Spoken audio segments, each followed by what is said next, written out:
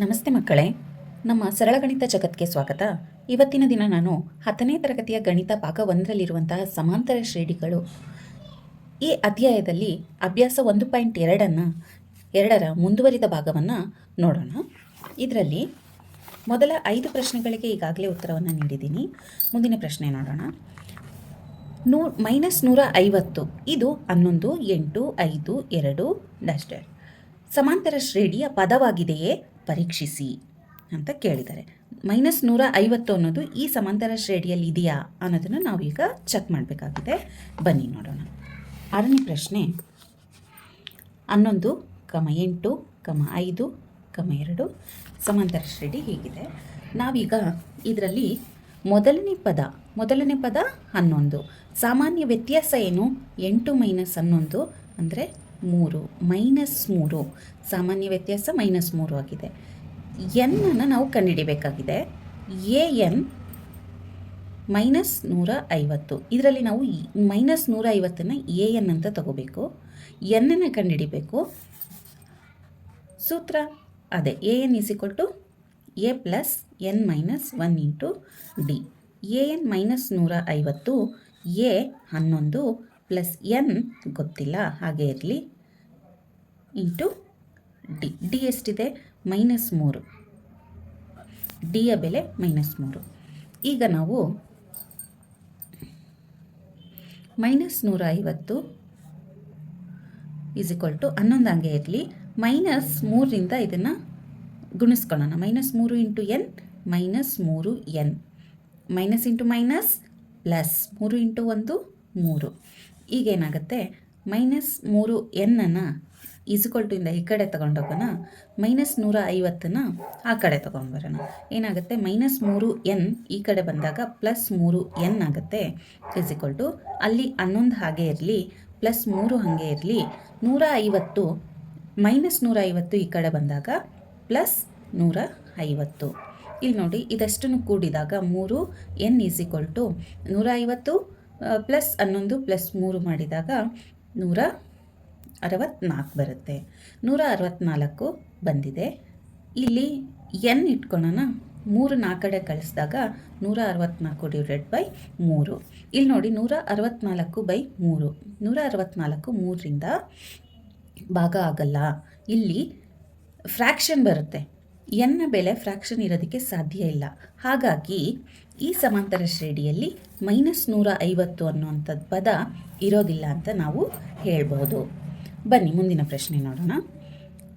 ಒಂದು ಸಮಾಂತರ ಶ್ರೇಣಿಯ 11ನೇ ಪದ 38, 16ನೇ ಪದ 73 ಆದರೆ 31ನೇ ಪದವನ್ನು ಕಂಡುಹಿಡಿಯಿರಿ. 7ನೇ ಪ್ರಶ್ನೆ ಏನು ಕೊಟ್ಟಿದ್ದಾರೆ? 11ನೇ ಪದ 38 ಅಂದರೆ a 11 38 ಆಗಿದೆ. 16ನೇ ಪದ ಅಂದರೆ a 16 ಎಷ್ಟಿದೆ? 73. ಆದರೆ 31ನೇ ಪದವನ್ನು ನಾವು ಕಂಡುಹಿಡಿಬೇಕಾಗಿದೆ. ಗೊತ್ತಾಯ್ತಾ? ಈಗ a 11 ಅಂದರೆ 11ನೇ ಪದ 38, 16ನೇ ಪದ 73. ಇಲ್ಲಿ ನಾವು 31ನೇ ಪದ ಏನಾಗಿರುತ್ತೆ ಅನ್ನೋದನ್ನು ಕಂಡುಹಿಡಿಬೇಕಾಗಿದೆ. ಇಲ್ಲಿ a 11 38 ಅಂತ ಕೊಟ್ಟಿದ್ದಾರೆ. a 11 ಅಂತಂದರೆ ನಾವು a + 10d ಅಂತ ಬರಿಬೋದು. a 11 ಅಂದಾಗ a + n - 1 × d. n - 1 11 - 1 ಅಂದರೆ 10. 10d = 38 ಅಂತ ಬರಿಬೋದು. ನೆಕ್ಸ್ಟ್ ಅದೇ ರೀತಿ 16ನೇ ಪದ ಅಂದಾಗ a + 16 - 1 15. 15d = 73. ನೋಡಿ, ಇಲ್ಲಿ ಇದು 2 ನಿತ್ಯ ಸಮೀಕರಣ ಥರ ಇದೆ. ಈ 2 ಸಮೀಕರಣವನ್ನು ನಾವು ಮೈನಸ್ ಮಾಡ್ತಾ ಇದ್ದೀವಿ.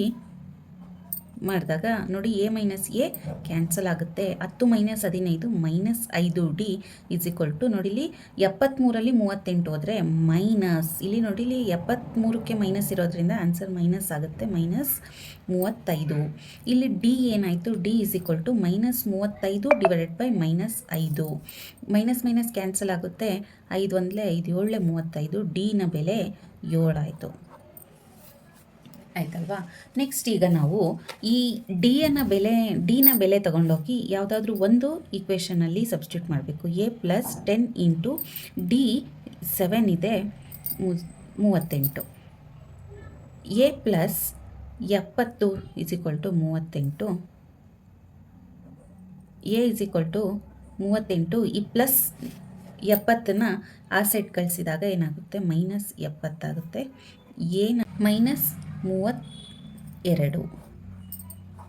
ಈಗ ನಮಗೆ ಎ ಬೆಲೆ ಗೊತ್ತಾಯಿತು, ಎ ಬೆಲೆ -32, ಡಿ ಬೆಲೆ 7 ಅಂತ ಗೊತ್ತಾಯಿತು. ನಾವಿವಾಗ 31ನೆಯ ಪದವನ್ನು ಕಂಡುಹಿಡಿಯಬೇಕಾಗಿದೆ. 31ನೆಯ ಪದ ಅಂತಂದರೆ 31ನೆಯ ಪದ ಏನಾಗಿರುತ್ತೆ, ಎ ಪ್ಲಸ್ 30 ಡಿ ಅಲ್ವಾ. ಎ ಪ್ಲಸ್ 31ನೇ ಪದ n-1 ಅಂದಾಗ 31 - 1 30, 30 ಇಂಟು ಡಿ 31ನೇ ಪದವನ್ನು ನಾವು ಕಂಡುಹಿಡಿಯಬೇಕಾಗಿದೆ. ಏನಾಗುತ್ತೆ, ಎನ ಬೆಲೆ -32 ಪ್ಲಸ್ 30 ಇಂಟು 7, -32 ಪ್ಲಸ್ 7 ಇಂಟು 30 210.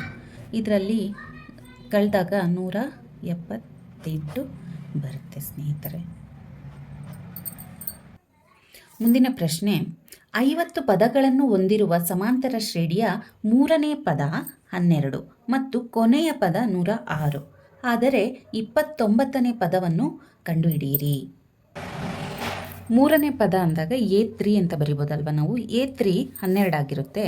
ಮತ್ತು ಕೊನೆಯ ಪದ 106. ಆ ಸಮಾಂತರ ಶ್ರೇಣಿಯಲ್ಲಿ 50 ಪದಗಳಿದೆ, ಅದು ಕೊನೆಯ ಪದ 106 ಅಂದಾಗ A50 ಇದೆ ಅಂತ ಅರ್ಥ.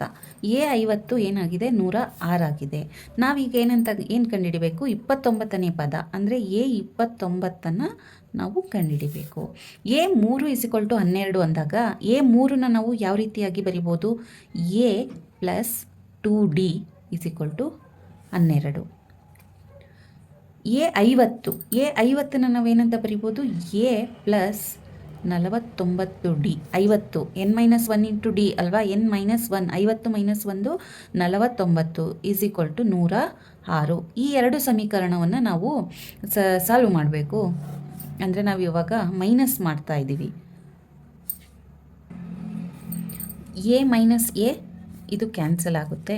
2 -49D ಏನಾಗುತ್ತೆ, -47D = ನೋಡಿ ಇಲ್ಲಿ 106 - 12 -94. 106 ಇರೋದ್ರಿಂದ -94.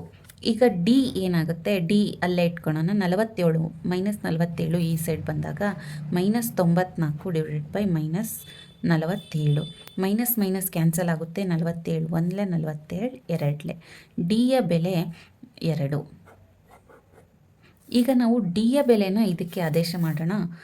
ಏನಾಗುತ್ತೆ, A ಪ್ಲಸ್ 2D = 12 ಇದೆ. ಅದರಲ್ಲಿ A ಪ್ಲಸ್ 2 ಇಂಟು ಡಿ ಅಂದರೆ ಏನು, 2 = 12. A plus 2 into 2 4 = 12. A ಈ ಪ್ಲಸ್ 4 ಆ ಕಡೆ ಹೋದಾಗ 12 - 4 ಆಗುತ್ತೆ. A = 8. ಈಗ ನಾವು A29ನ್ನು ಕಂಡುಹಿಡಿಯಬೇಕಾಗಿದೆ. A29 ಅಂತಂದರೆ A ಪ್ಲಸ್ 28 ಇಂಟು ಡಿ ಅಂದರೆ n-1 ಅಲ್ವಾ. 29 - 1 28 ಡಿ ಅಂತ ಬರಿಬೋದು. ಎನ ಬೆಲೆ 8 ಪ್ಲಸ್ 28 ಇಂಟು ಡಿಯ ಬೆಲೆ 2. A29 ಇಷ್ಟಾಗುತ್ತೆ. ಏನು, 8 ಪ್ಲಸ್ 28 ಇಂಟು 2 56. ಹಾಗಾಗಿ A29 ಏನಾಗುತ್ತೆ, 56 ಪ್ಲಸ್ 8 64.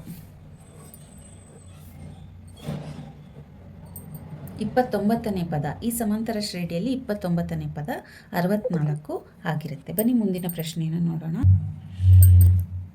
ಒಂದು ಸಮಾಂತರ ಶ್ರೇಣಿಯ 3ನೇ ಮತ್ತು 9ನೇ ಪದಗಳು ಕ್ರಮವಾಗಿ 4 ಮತ್ತು -8. ಆದರೆ ಅದರ ಎಷ್ಟನೇ ಪದ 0 ಆಗಿದೆ. ಇದರಲ್ಲಿ 3ನೇ ಮತ್ತು 9ನೇ ಪದ ಅಂತ ಕೊಟ್ಟಿದ್ದಾರೆ. 9ನೇ ಪ್ರಶ್ನೆ, 3ನೇ ಪದ ಅಂದಾಗ A3 ಅನ್ನೋದು 4 ಆಗಿರುತ್ತೆ. 9ನೇ ಪದ A9 -8 ಆಗಿರುತ್ತೆ. ಆದರೆ ಅದರ ಎಷ್ಟನೇ ಪದ ಸೊನ್ನೆಯಾಗಿದೆ. ಎಷ್ಟನೇ ಪದ ಅಂತಂದಾಗ ಎನ್ನ ಕಂಡುಹಿಡಿಬೇಕಾಗಿರುತ್ತೆ ನಾವು. ಎ ಎನ್ 0 ಅಂತ ಕೊಟ್ಟಿದ್ದಾರೆ. ಮೂರನೇ ಪದ 4 ಆದಾಗ ಎ3ನ ನಾವೇನಂತ ಬರಿಬೋದು, a+2d. a+2d = 4 ಅಂತ ಬರಿಬೋದು. ಎ9 ಅಂತಂದಾಗ ನಾವೇನಂತ ಬರಿಬೋದು, a+8d = -8. ಈ ಎರಡು ಸಮೀಕರಣನ ಬಿಡಿಸ್ಬೇಕು ನಾವು. ಮೈನಸ್ ಮಾಡ್ತಾ ಇದ್ದೀವಿ, ಇದು ಮೈನಸ್, ಇದು ಮೈನಸ್, ಇಲ್ಲಿ ಮೈನಸ್ ಇದೆ, ಇದು ಪ್ಲಸ್ ಆಗುತ್ತೆ. a - a cancel. 2 - 8, 2 - 8 ಅಂದರೆ -6d. -6d = 8 + 4 12. d = 12/6 -6, 6 1 6 2. ಡಿ ಯ ಬೆಲೆ ಏನಾಯಿತು, -2 ಆಯಿತು. ಈಗ ನಾವು ಡಿ ಯ ಬೆಲೆನ ತಗೊಂಡೋಗಿ ಈ ಇದರಲ್ಲಿ ಹಾಕೋಣ. a+2d = 4 ಇದೆ. ಎ ಹಾಗೆ ಇರಲಿ, +2 ಇಂಟು ಡಿ ಯ ಬೆಲೆ ಏನು, -2 = 4. ಎ ಮೈನಸ್, ನೋಡಿ ಇಲ್ಲಿ -2 ಇದೆ, 2 ಇಂಟು -2 -4 = 4. ಎ ಈ -4 ಆ ಕಡೆ ಹೋದಾಗ ಏನಾಗುತ್ತೆ, +4 ಆಗುತ್ತೆ. ಎ ಯ ಬೆಲೆ ಏನು, 4 + 4 8 ಆಯಿತು. ಈಗ ನಮಗೆ ಎನ ಬೆಲೆ ಸಿಕ್ತು, ಡಿನ ಬೆಲೆ ಸಿಕ್ತು. ಎನ್ 0 ಅಂತ ಗೊತ್ತಾಗಿದೆ. ಎನ್ನನ್ನು ನಾವು ಕಂಡುಹಿಡಿಬೇಕಾಗಿದೆ. ಎನ್ನ ಕಂಡುಹಿಡಿಯೋದಕ್ಕೆ ಏನು ಮಾಡ್ತೀವಿ ನಾವು, ಎನ್ = a+n - 1 ಡಿನ ತಗೊತೀವಿ. ಎನ್ ಅಂದರೆ 0 = ಎನ ಬೆಲೆ ಏನಿದೆ, 8 ಪ್ಲಸ್ ಎನ್ ಗೊತ್ತಿಲ್ಲ ಅಲ್ವಾ, ಎನ್ ಹಾಗೆ ಇಟ್ಕೊಳ್ಳಿ.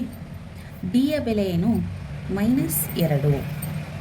ಈಗ ನಾವೇನು ಮಾಡ್ಬೋದು, 0 = 8. ಈ -2ರಿಂದ ಇದನ್ನು ಗುಣಿಸ್ಕೊಳ್ಳೋಣ. -2 into n -2n, minus into minus +2 into 1 2. ಈಗೇನಾಗುತ್ತೆ, -2n ಈ ಕಡೆ ತಗೊಂಬರೋಣ, +2n ಆಗುತ್ತೆ. ಇಲ್ಲೇನಿದೆ, 8 + 2 10. n = 10/2, 2 1 2 5. n ಏನಾಯಿತು, 5. ಹಾಗಾದರೆ ಈ ಸಮಾಂತರ ಶ್ರೇಣಿಯಲ್ಲಿ 5ನೆಯ ಪದ 0 ಆಗಿರುತ್ತೆ ಅಂತ ಇದರ ಅರ್ಥ. ಬನ್ನಿ ಮುಂದಿನ ಪ್ರಶ್ನೆಯನ್ನು ನೋಡೋಣ. ಒಂದು ಸಮಾಂತರ ಶ್ರೇಣಿಯ 17ನೇ ಪದವು ಅದರ 10ನೇ ಪದಕ್ಕಿಂತ 7 ಹೆಚ್ಚಾಗಿದ್ದರೆ ಸಾಮಾನ್ಯ ವ್ಯತ್ಯಾಸ ಕಂಡುಹಿಡಿಯಿರಿ. ನೋಡಿಲಿ, 17ನೇ ಪದ ಏನಾಗಿದೆ, 10ನೇ ಪದಕ್ಕಿಂತ 7 ಹೆಚ್ಚಾಗಿದೆ ಅಂತ ಕೊಟ್ಟಿದ್ದಾರೆ. ನಾವಿಲ್ಲಿ ಸಾಮಾನ್ಯ ವ್ಯತ್ಯಾಸವನ್ನು ಕಂಡುಹಿಡಬೇಕಾಗಿದೆ. 10ನೇ ಪ್ರಶ್ನೆ ಏನಾಗಿದೆ, 17ನೇ ಪದ ಏನಾಗಿದೆ, 10ನೇ ಪದಕ್ಕಿಂತ 7 ಹೆಚ್ಚಾಗಿದೆ ಅಂತಂದಾಗ ನಾವು 17ನೇ ಪದ ಏನಾಗಿರುತ್ತೆ, 10ನೇ ಪದ +7 ಅಂತ ಅನ್ಕೋಬೋದಲ್ವಾ. 17ನೇ ಪದ ಏನಾಗಿದೆ, 10ನೇ ಪದ ಏನಿರುತ್ತೋ ಅದಕ್ಕಿಂತ 7 ಹೆಚ್ಚಾಗಿದೆ ಅಂದಾಗ +7 ಮಾಡ್ಬೋದಲ್ವಾ. 17ನೇ ಪದ ಅಂತಂದರೆ ಏನು, A17 ಏನಾಗಿರುತ್ತೆ, A10 + 7 ಆಗಿರುತ್ತೆ. A17ನ ನಾವೇನಂತ ಬರಿಬೋದು, A+16d = A10 ಏನಂತ ಬರೀಬೋದು, A+9d + 7. ನೋಡಿ ಇದನ್ನು. ಈಗ ಎ ಎರಡು ಕಡೆ ಎ ಕ್ಯಾನ್ಸಲ್ ಆಗಿಬಿಡುತ್ತಲ್ವ, ಏನು ಉಳಿತು, 16d ಉಳಿತು. ಈ 9dನ ಈ ಕಡೆ ತಗೊಂಬರೋಣ, -9d ಆಗುತ್ತೆ = 7. ಈಗ ಏನಾಯಿತು, 16d - 9d ಇದೆ. 16 - 9 ಅಂತಂದರೆ ಏನು, 7. 7d = 7 ಆಗುತ್ತೆ. ಹಾಗಾಗಿ d = ಏನು, 7 ಈ 7 ಇಲ್ಲೇನಾಗುತ್ತೆ, ಡಿನಾಮಿನೇಟರಿಗೆ ಬರುತ್ತೆ. ಸೊ 7 1 7, 7 1 7. ಸೊ ಸಾಮಾನ್ಯ ವ್ಯತ್ಯಾಸ ಡಿ ಏನಾಯಿತು, 1. ಬನ್ನಿ ಮುಂದಿನ ಪ್ರಶ್ನೆ. 3, 15, 27, 39 ಈ ಸಮಾಂತರ ಶ್ರೇಣಿಯ ಯಾವ ಪದವು ಅದರ 54ನೇ ಪದಕ್ಕಿಂತ 132 ಹೆಚ್ಚಾಗಿರುತ್ತದೆ ಅಂತ ಇಲ್ಲಿ ಸಮಾಂತರ ಶ್ರೇಣಿಯನ್ನು ಕೊಟ್ಟಿದ್ದಾರೆ. ಏನು ಕೇಳಿದರೆ ಯಾವ ಪದ 54ನೇ ಪದಕ್ಕಿಂತ 132 ಜಾಸ್ತಿ ಆಗಿರುತ್ತೆ ಅಂತ ಕೇಳಿದ್ದಾರೆ. ಬನ್ನಿ ನೋಡೋಣ. ಇದರಲ್ಲಿ ಎ ಏನಿದೆ, ಮೊದಲನೇ ಪದ ಎ 3 ಆಗಿದೆ. ಸಾಮಾನ್ಯ ವ್ಯತ್ಯಾಸ ಡಿ 15 ಮೈನಸ್ 3, 15 ಮೈನಸ್ 3 ಅಂದರೆ ಡಿ 12.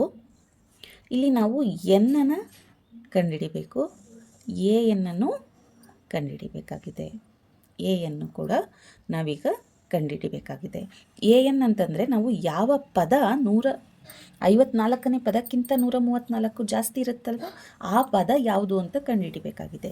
ಅದನ್ನು ನಾವು ಇಲ್ಲಿ ಏನಂತ ಬರ್ಕೋಬೋದು, a n is equal to, ನೋಡಿ ಆ ಎ ಎನ್ ಅನ್ನೋದು ಏನಾಗಿರಬೇಕು, 54ನೇ ಪದ ಇರುತ್ತಲ್ಲ ಅದಕ್ಕಿಂತ 132 ಜಾಸ್ತಿ ಆಗಿರಬೇಕು.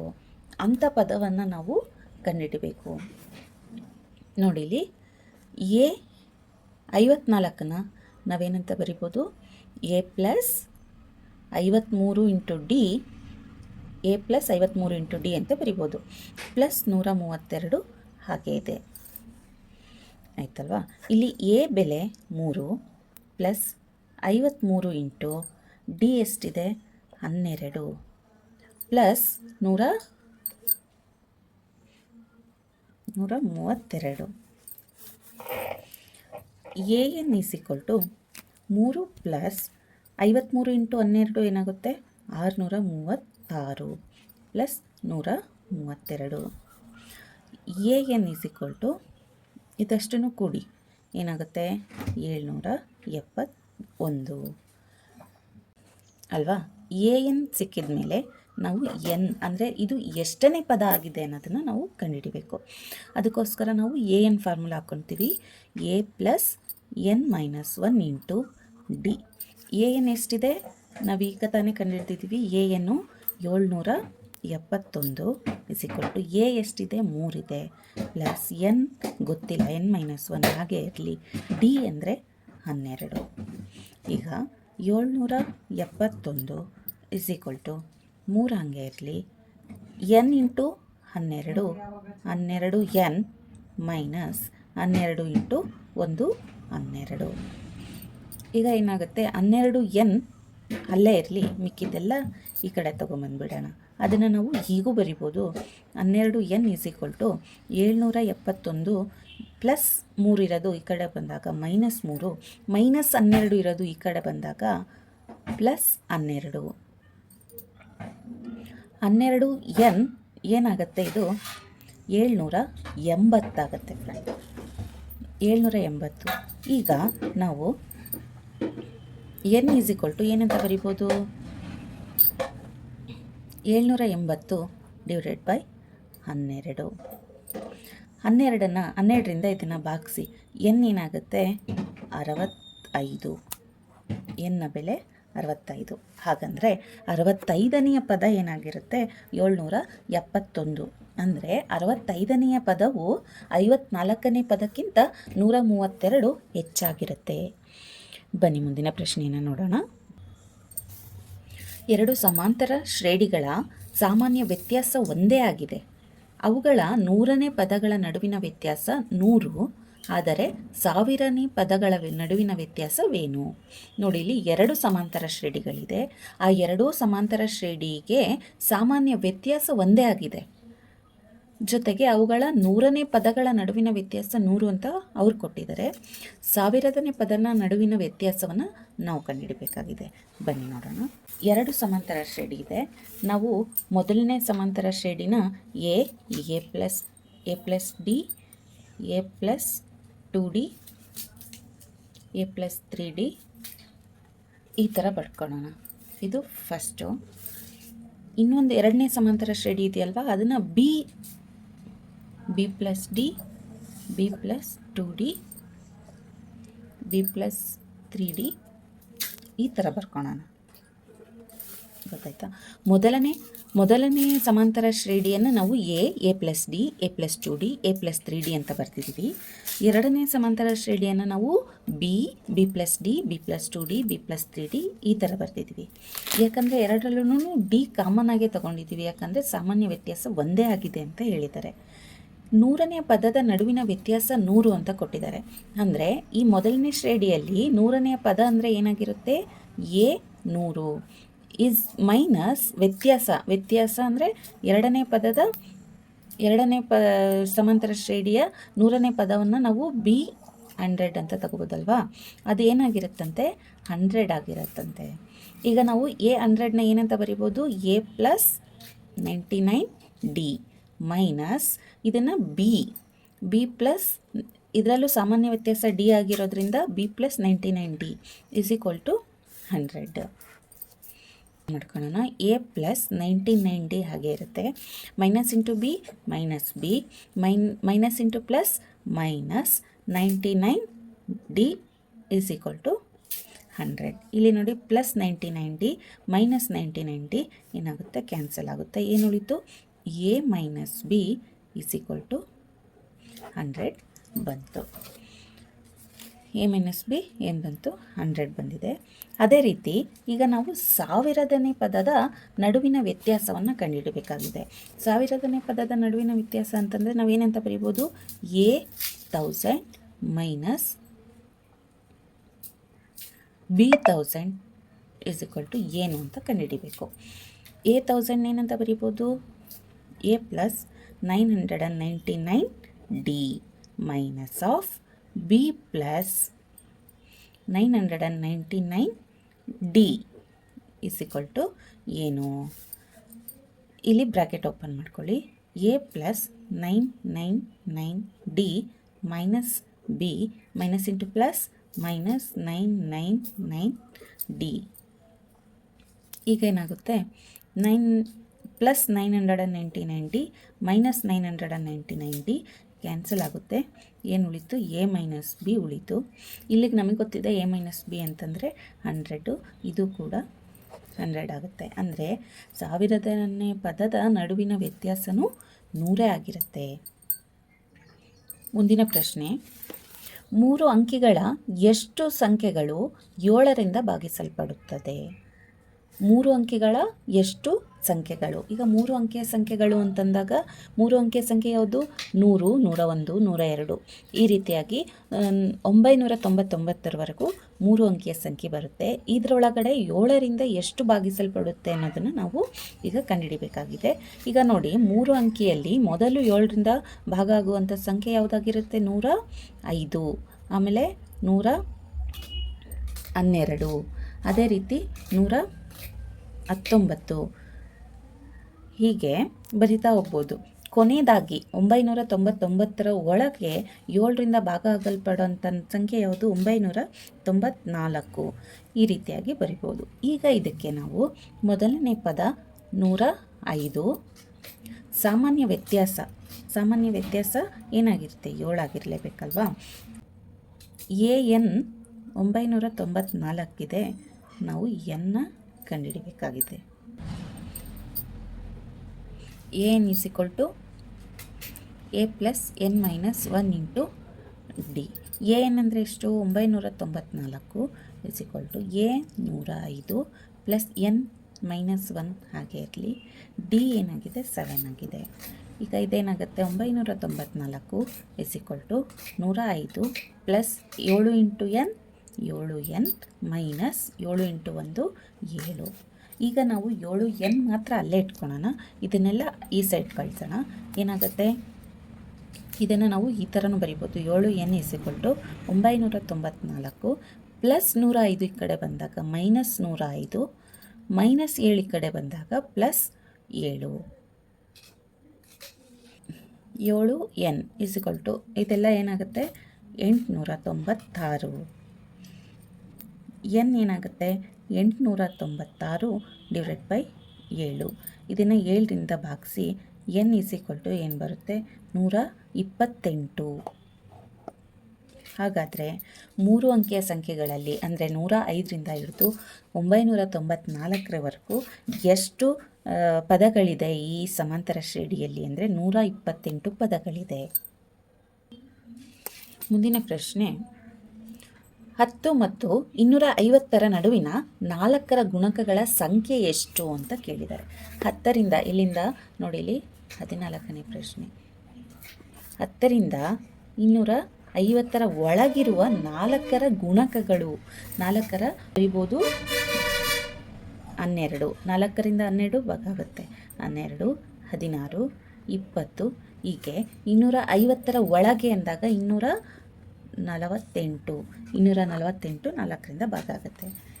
ಇದು ನಮಗೆ ಸಿಕ್ಕಂಥ ಸಮಾಂತರ ಶ್ರೇಣಿ. ನಾನು ಇವಾಗ ಇದರಲ್ಲಿ ಏನು ಬರಿಬೋದು, ಎಯ ಬೆಲೆ ಎಷ್ಟು 12, ಎ ಮೊದಲನೇ ಪದ 12 ಆಗಿದೆ. ಸಾಮಾನ್ಯ ವ್ಯತ್ಯಾಸ ಇದು 4ರ ಗುಣಕ ಆಗಿರೋದ್ರಿಂದ ಸಾಮಾನ್ಯ ವ್ಯತ್ಯಾಸ 4 ಆಗಿರುತ್ತೆ. ಎನ್ನ ನಾವು ಕಂಡುಹಿಡಿಯಬೇಕಾಗಿದೆ. ಎಯನ್ನು ನಾವು 248 ಅಂತ ತಗೋಬೇಕು. ಈಗ ಅದೇ ರೀತಿ a plus n minus 1 into d is equal to a n ಅಂತ ಬರಿಬೋದಲ್ವಾ. ಈಗ 12, ಎ ಅಂದ್ರೇನು 12 plus n minus 1 into d 4 ಆಗಿದೆ. ಎ ಎನ್ ಏನು 248. 12 plus 4 into 1 4 into n 4n minus 4 is equal to 248. 4n ಇಲ್ಲೇ ಇಟ್ಕೊಳ್ಳಿ, ಮಿಕ್ಕಿದ್ದೆಲ್ಲ ಆ ಕಡೆ ಕಳಿಸಿ. 248 ಮೈನಸ್ 12 ಪ್ಲಸ್ 12 ಆ ಸೈಡ್ ಹೋದಾಗ ಮೈನಸ್ 12 ಮೈನಸ್ 4 ಈ ಕಡೆ ಬಂದಾಗ ಪ್ಲಸ್ 4. ಇದೇನಾಗುತ್ತೆ 4n ಈಸ್ ಈಕ್ವಲ್ ಟು ಇದು 240. ಹಾಗಾದರೆ ಎನ್ ಏನಾಗುತ್ತೆ 240 ಡಿವೈಡೆಡ್ ಬೈ 4 ಕೆಳಗೆ ಬರುತ್ತೆ. ಸೊ ಎನ್ ಏನಾಯಿತು, ಇದನ್ನು ಭಾಗಿಸಿ 60 ಬರುತ್ತೆ. ಎನ್ನ ಬೆಲೆ 60. ಹಾಗಾದರೆ 10ರಿಂದ 220ರ ಒಳಗಿನವುಗಳಲ್ಲಿ 60 4ರಿಂದ ಭಾಗ ಆಗುವಂಥ ಸಂಖ್ಯೆಗಳು, 60 4ರ ಗುಣಕಗಳಿದೆ. ಮುಂದಿನ ಪ್ರಶ್ನೆ, ಎನ್ನ ಯಾವ ಬೆಲೆಗೆ 63, 65, 67 ಮತ್ತು 3, 10, 17 ಈ ಸಮಾಂತರ ಶ್ರೇಣಿಗಳ ಎನ್ನನೇ ಪದಗಳು ಸಮನಾಗಿರುತ್ತೆ.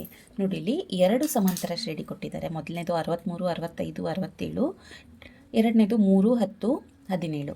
ಈ 2 ಸಮಾಂತರ ಶ್ರೇಣಿಗಳಲ್ಲಿ ಯಾವ ಎನ್ನನೇ ಪದ ಸಮವಾಗಿರುತ್ತೆ ಅಂತ ಕೇಳಿದ್ದಾರೆ. ಬನ್ನಿ ನೋಡೋಣ. ಇಲ್ಲಿ ನಮ್ಮಲ್ಲಿ ಈಗ 2 ಸಮಾಂತರ ಶ್ರೇಣಿ ಇದೆ. ಒಂದು 63, 65, 67. ಎರಡನೇದೇನಿದೆ 3, 10, 17.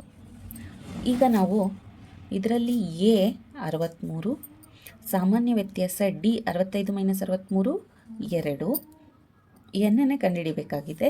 ಇದರಲ್ಲಿ ನಾವು ಎ ಎನ್ನ ಏನಂತ ಬರಿಬೋದು a plus n minus 1 into d. A N 63 plus n minus 1 into 2 ಅಂದರೆ ಇದನ್ನು 63 ಪ್ಲಸ್ ಆಫ್ ಎನ್ ಮೈನಸ್ 1 ಇದನ್ನು 2n ಅಲ್ವಾ, ಬ್ರಾಕೆಟ್ ಓಪನ್ ಮಾಡ್ಕೊಳ್ಳಿ. 2 ಇಂಟು ಎನ್ 2n ಮೈನಸ್ 2. ಇದು ಮೊದಲನೇ ಇಕ್ವೇಷನ್. ಈ ಸಮಾಂತರ ಶ್ರೇಣಿಯಲ್ಲಿ ಎ ಏನಾಗಿರುತ್ತೆ ಎ 3, ಎ 3 ಸಾಮಾನ್ಯ ವ್ಯತ್ಯಾಸ 10 ಮೈನಸ್ 3 7. ಇದರಲ್ಲೂ ಕೂಡ ಎನ್ನ ಕಂಡುಹಿಡಿಯಬೇಕಾಗಿದೆ.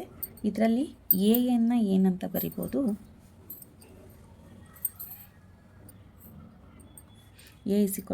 A plus n minus 1 into d. ಹಾಗಂದರೆ 3 ಪ್ಲಸ್ ಎನ್ ಮೈನಸ್ 1 ಇಂಟು 7 ಅಂತಂದರೆ ಏನಾಗುತ್ತೆ 3 plus 7n minus 7 is equal to a n ಅಲ್ವಾ. ಈಗ ನೋಡಿ 3 ಮೈನಸ್ 7 ಇದೆ, ಇದನ್ನೇನಂತ ಬರಿಬೋದು 7n ಮೈನಸ್ 4 ಅಲ್ವಾ. ಇದು ಈಕ್ವೇಷನ್ ನಂಬರ್ 2. ಇಲ್ಲೂ ಅಷ್ಟೇ 63 ಮೈನಸ್ 2 ಇದೆ. A n is equal to 2n plus 61. ಇದು ಈಕ್ವೇಷನ್ ನಂಬರ್ 1 ಇದಲ್ಲ. ಓಕೆನಾ. ಈಗ ನೋಡಿ, ಎ ಎನ್ನ ಪದ ಎರಡೂ ಸಮಾಂತರ ಶ್ರೇಣಿಯಲ್ಲಿ ಎ ಎನ್ನ ಪದ ಎಲ್ಲಿ ಸಮ ಆಗಿರುತ್ತೆ ಅಂತಂದಾಗ ನಾವು a 2n plus 61 is equal to ಇದರಲ್ಲಿ 7n ಮೈನಸ್ 4 ಇದೆರಡು ಸಮ ಇರಬೇಕು. ಯಾವಾಗ ಸಮ ಇರುತ್ತೆ? ಈ ಅಂತ ಟೈಮಲ್ಲಿ ಎನ್ನ ಬೆಲೆಯನ್ನು ನಾವು ಕಂಡುಹಿಡಿಬೇಕಾಗಿದೆ. ನೋಡಿ, ಇಲ್ಲಿ ಎನ್ ಇರೋದನ್ನೆಲ್ಲ ಒಂದು ಸೈಡ್ ಬರ್ಕೊಳ್ಳೋಣ, ನಂಬರ್ಸ್ ಇರೋದನ್ನೆಲ್ಲ ಒಂದು ಸೈಡ್ ಬರ್ಕೊಳ್ಳೋಣ. ಇಲ್ಲಿ ನಾವೇನು ಮಾಡ್ತಿದ್ದೀವಿ, 7n ಅನ್ನೋದು ದೊಡ್ಡದಾಗಿರೋದ್ರಿಂದ ಈ ಎನ್ನನ್ನೇ ಈ ಕಡೆ ತೊಗೊಂಬರ್ತಿದ್ದೀವಿ. ಅಂದರೆ 7n ಅಲ್ಲೇ ಇದೆ, 2n ಈ ಕಡೆ ಬಂದಾಗ ಏನಾಗುತ್ತೆ, ಮೈನಸ್ 2n ಆಗುತ್ತೆ ಅಲ್ವಾ. ಇಲ್ಲಿ 61 ಅಲ್ಲೇ ಇದೆ, ಮೈನಸ್ 4 ಆ ಕಡೆ ಬಂದಾಗ ಏನಾಗುತ್ತೆ, 61 plus 4, 7 minus 2 5, 5n is equal to 61 plus 4 65, n is equal to 65/5. ಇದನ್ನು 5ರಿಂದ ಭಾಗಿಸಿ, 5 1 5, 5 3 15, n ಈಸ್ ಈಕ್ವಲ್ ಟು 13. ಅಂದರೆ ಈ ಸಮಾಂತರ ಶ್ರೇಣಿಯ 13ನೆಯ ಪದವು ಈ ಸಮಾಂತರ ಶ್ರೇಣಿಯ 13ನೆಯ ಪದಕ್ಕೆ ಸಮವಾಗಿದೆ. ಬನ್ನಿ ಮುಂದಿನ ಪ್ರಶ್ನೆಯನ್ನು ನೋಡೋಣ. 3ನೇ ಪದ 16, 7ನೇ ಪದವು 5ನೇ ಪದಕ್ಕಿಂತ 12 ಹೆಚ್ಚಾಗಿದೆ. ಅಂತಹ ಸಮಾಂತರ ಶ್ರೇಣಿಯನ್ನು ಕಂಡುಹಿಡಿಯಿರಿ. ನೋಡಿ, ಇಲ್ಲಿ 6ನೇ ಪ್ರಶ್ನೆ, 3ನೇ ಪದ 16 ಅಂತ ಅಂದರೆ A3 ಇಸ್ ಈಕ್ವಲ್ ಟು 16. ಮತ್ತು 7ನೇ ಪದವು 5ನೇ ಪದಕ್ಕಿಂತ 12 ಹೆಚ್ಚಾಗಿದೆ. 7ನೇ ಪದವು ಏನಾಗಿದೆ, 5ನೇ ಪದ ಇರುತ್ತಲ್ಲ ಅದಕ್ಕಿಂತ 12 ಹೆಚ್ಚಾಗಿದೆ ಅಂತ ಕೊಟ್ಟಿದ್ದಾರೆ. ಆಯಿತಾ. 3ನೇ ಪದ ಅಂದಾಗ ನಾವೇನಂತ ಬರಿಬೋದು, A plus 2D is equal to 16. ಆಯಿತಾ. ಇಲ್ಲಿ A7 ಅಂದಾಗ A plus 6D is equal to A5 ಅಂದಾಗ A ಪ್ಲಸ್ 4D ಪ್ಲಸ್ 12. ಇಲ್ಲೇನಾಗುತ್ತೆ, ಎ ಕ್ಯಾನ್ಸಲ್ ಆಗುತ್ತೆ,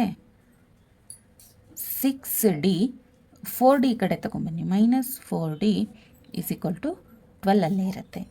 ಇದೇನಾಯಿತು, 2D is equal to 12, D is equal to D ಏನಾಯಿತು 12/2, D ಇಸ್ ಈಕ್ವಲ್ ಟು 6. ಈಗ ನೋಡಿ, ಡಿಯ ಬೆಲೆ ಸಿಕ್ತು, ಅದನ್ನು ತಗೊಂಡು ಬಂದು ಇಲ್ಲಿ ಹಾಕಿ.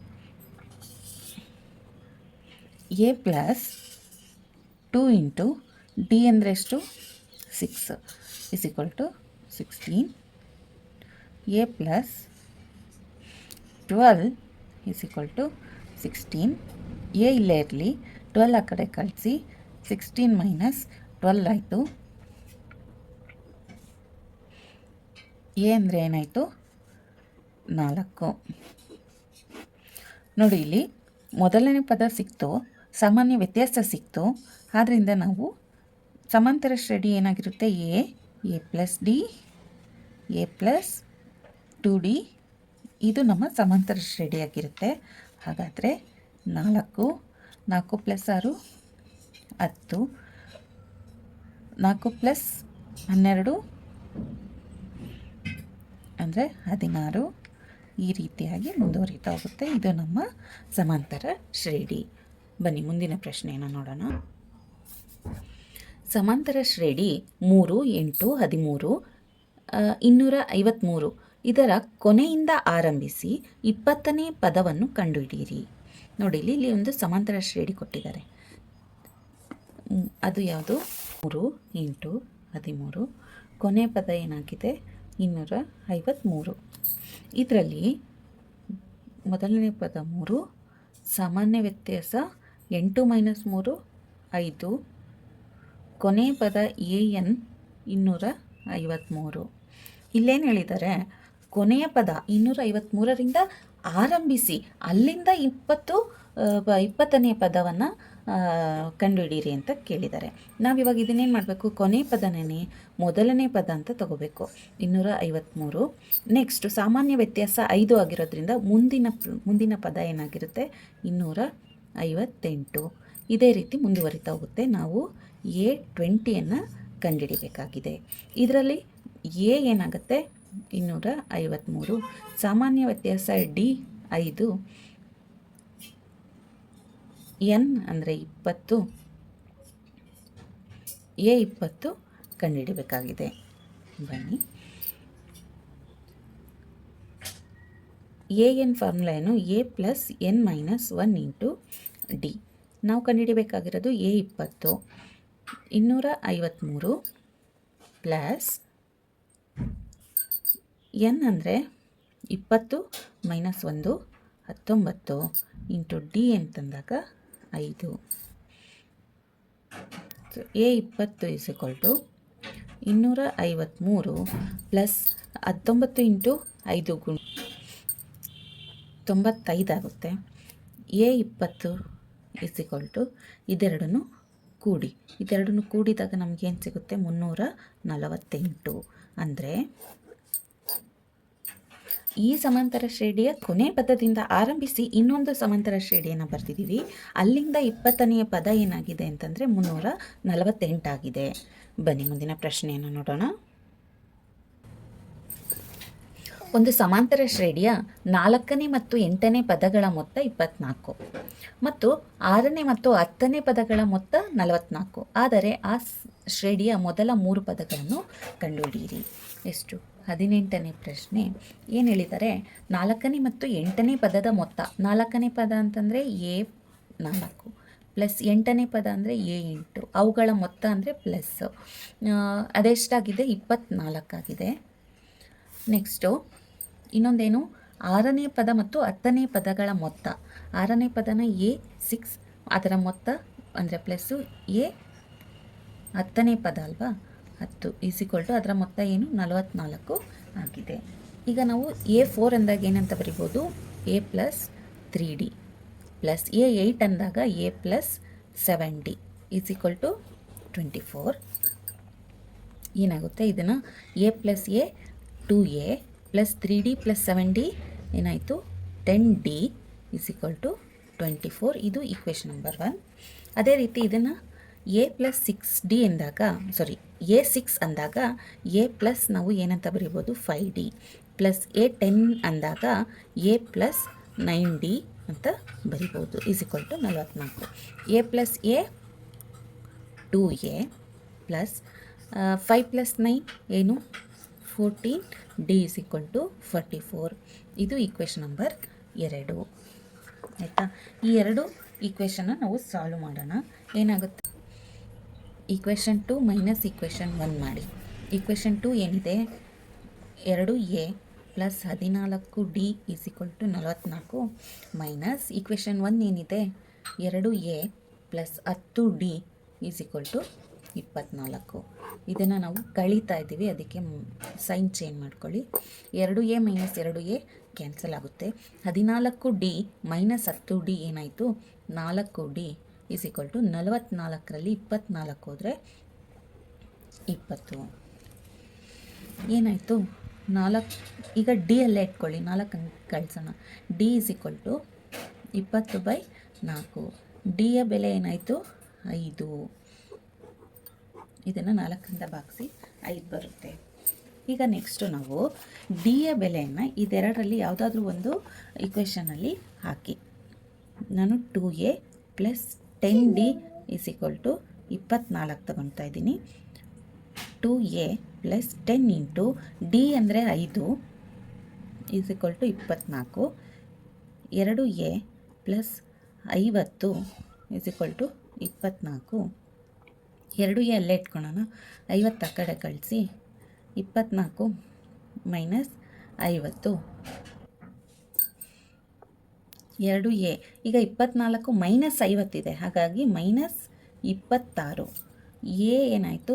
ಮೈನಸ್ 26 ಡಿವೈಡೆಡ್ ಬೈ 2 ಅಂದರೆ ಎಯ ಬೆಲೆ ಏನಾಯಿತು? ಮೈನಸ್ 13. ಈಗ ನೋಡಿ, ನಮಗೆ ಎಯ ಬೆಲೆ ಸಿಕ್ಕಿದೆ, ಡಿಯ ಬೆಲೆ ಸಿಕ್ಕಿದೆ. ಹಾಗಾದರೆ ನಾವು ಮೊದಲ 3 ಪದವನ್ನು ಕಂಡುಹಿಡಿಬೋದಲ್ವಾ? ಮೊದಲನೇ 3 ಪದ ಅಂತಂದರೆ a plus d, a plus 2D. A minus 13, a plus d ಅಂತಂದಾಗ minus 13 plus 5, a plus minus 13 plus 2D 5 × 2 10 ಈ ಥರ ಮಾಡ್ಬೋದಲ್ವಾ. ಇದು ಏನಾಯಿತು -13 ಗಮ -13 + 5 ಏನಾಗುತ್ತೆ -8 ಗಮ -13 + 10 -3. ಇದು ಈ ಸಮಾಂತರ ಶ್ರೇಣಿಯ ಮೊದಲ 3 ಪದಗಳು. ಬನ್ನಿ ಮುಂದಿನ ಪ್ರಶ್ನೆಯನ್ನು ನೋಡೋಣ. ವಾರ್ಷಿಕ ಸಂಬಳ 5,000 ಮತ್ತು ಪ್ರತಿ ವರ್ಷಕ್ಕೆ ಹೆಚ್ಚುವರಿ ಭತ್ಯೆ 200 ಇರುವ ಕೆಲಸಕ್ಕೆ ಸುಬ್ಬುರಾವ್ 1995ರಲ್ಲಿ ಸೇರಿದರು. ಯಾವ ವರ್ಷದಲ್ಲಿ ಅವರ ಸಂಬಳ 7,000 ಆಗುತ್ತದೆ? ಈಗ ಅವರು 1995ನೇ ಇಸ್ವಿಯಲ್ಲಿ ಕೆಲಸಕ್ಕೆ ಸೇರಿದರು. ಆವಾಗ ಅವರಿಗೆ 5,000 ಸಂಬಳ ಇತ್ತು. ಅದಾದ ನಂತರ ಪ್ರತಿ ವರ್ಷಕ್ಕೆ 200 ರೂಪಾಯಿ ಜಾಸ್ತಿ ಆಗ್ತಾ ಹೋಯಿತು. ಹಾಗಾದರೆ ಅವರಿಗೆ ಯಾವ ವರ್ಷದಲ್ಲಿ 7,000 ಆಯಿತು ಅನ್ನೋದನ್ನು ನಾವೀಗ ಕಂಡುಹಿಡಿಬೇಕಾಗಿದೆ. ಬನ್ನಿ, ಈಗ 19ನೇ ಪ್ರಶ್ನೆ. 1995ರಲ್ಲಿ ಕೆಲಸಕ್ಕೆ ಸೇರಿದಾಗ ಅವರಿಗೆ 5,000 ಸಂಬಳ ಇತ್ತು. ಅದಾದಮೇಲೆ 1996ರಲ್ಲಿ 200 ರೂಪಾಯಿ ಜಾಸ್ತಿ ಆಯಿತು ಅಂದಾಗ 5,200 ಜಾಸ್ತಿ ಆಯಿತು. ಅದೇ ರೀತಿ ಮುಂದಿನ ವರ್ಷ 5,400. ಇದೇ ರೀತಿ ಮುಂದುವರಿತಾ ಹೋಗುತ್ತೆ. 7,000 ಯಾವಾಗ ಆಗುತ್ತೆ, ಯಾವ ವರ್ಷದಲ್ಲಿ 7,000 ಸಂಬಳನ ರೀಚ್ ಆಗುತ್ತೆ ಅನ್ನೋದನ್ನು ನಾವು ನೋಡಬೇಕಾಗಿದೆ. ಇದು ಕೂಡ ಸಮಾಂತರ ಶ್ರೇಣಿಯಾಗಿದೆ. ಇದರಲ್ಲಿ ಮೊದಲನೇ ಪದ ಎ 5,000, ಸಾಮಾನ್ಯ ವ್ಯತ್ಯಾಸ ಡಿ ಪ್ರತಿ ವರ್ಷ 200 ಜಾಸ್ತಿ ಆಗ್ತಾ ಹೋಗ್ತಾ ಇದೆ. ಹಾಗಾಗಿ ಸಾಮಾನ್ಯ ವ್ಯತ್ಯಾಸ 200. ಎನ್ನನ್ನು ಕಂಡುಹಿಡಿಬೇಕಾಗಿದೆ. ಎನ್ ಎಷ್ಟಾಗಿದೆ? 7,000 ಇದೆ. ನಾವೀಗ A plus n - 1 × D AN ಅಂತ ಬರಿಬೋದು. ಎ 5,000 ಪ್ಲಸ್ n ಗೊತ್ತಿಲ್ಲ, n - 1 × 200 7,000. ಈಗೇನಾಯಿತು, ಎನ್ನಿಂದ ಇದನ್ನು 200ಇಂದ ಕೂಡ್ಕೊಳ್ಳಿ. ಈ 5,000ನ ಆ ಕಡೆ ಕಳಿಸ್ಬಿಡೋಣ. 200 × n - 200 7,000. 5,000 ಈ ಕಡೆ ಬಂದಾಗ -5,000. ಈ 200 ಆ ಕಡೆ ಕಳಿಸೋಣ, ಪ್ಲಸ್ 200 ಆಗುತ್ತೆ. 200 n ಇಲ್ಲಿ ನೋಡಿ, 7,000 - 5,000 2,000. 2,000 ಈ ಕಡೆ 200 ಬಂದಾಗ 2,000 ಪ್ಲಸ್ 200 ಆಗುತ್ತೆ, 2,200. n ಏನಾಗುತ್ತೆ? 2,200 / 200. ಇದೇನಾಗುತ್ತೆ, n ಬೆಲೆ 11 ಆಗುತ್ತೆ. ಅಂದರೆ 11 ವರ್ಷಕ್ಕೆ 1995ರಿಂದ 11ನೇ ವರ್ಷಕ್ಕೆ 7,000 ಸಂಬಳ ಆಗಿರುತ್ತೆ. ಅಂದರೆ ಇಲ್ಲಿ 1995ನೇ ವರ್ಷದಿಂದ 11 ವರ್ಷ ಅಂತಂದಾಗ 2005ನೇ ಇಸ್ವಿಯಲ್ಲಿ ಅವರಿಗೆ ಏನಾಗಿರುತ್ತೆ, 7,000 ಸಂಬಳ ಆಗಿರುತ್ತೆ. ಬನ್ನಿ ಮುಂದಿನ ಪ್ರಶ್ನೆಯನ್ನು ನೋಡೋಣ. ರಾಮ್ಕಲಿಯು ವರ್ಷದ ಮೊದಲನೇ ವಾರದಲ್ಲಿ ರೂ. 5 ಉಳಿಸಿದಳು ಮತ್ತು ಪ್ರತಿ ವಾರ ಅವಳ ಉಳಿತಾಯವನ್ನು ರೂ. 1.75ಕ್ಕೆ ಹೆಚ್ಚಿಸಿದಳು. ಎನ್ನನೇ ವಾರದಲ್ಲಿ ಅವಳ ಉಳಿತಾಯ 20.75 ಆದರೆ ಎನ್ ಕಂಡುಹಿಡಿಯಿರಿ. ಬನ್ನಿ ನೋಡೋಣ. 20ನೇ ಪ್ರಶ್ನೆ. ಈಗ ಮೊದಲನೇ ವಾರದಲ್ಲಿ 5 ರೂಪಾಯಿ ಉಳಿಸಿದ್ಲು.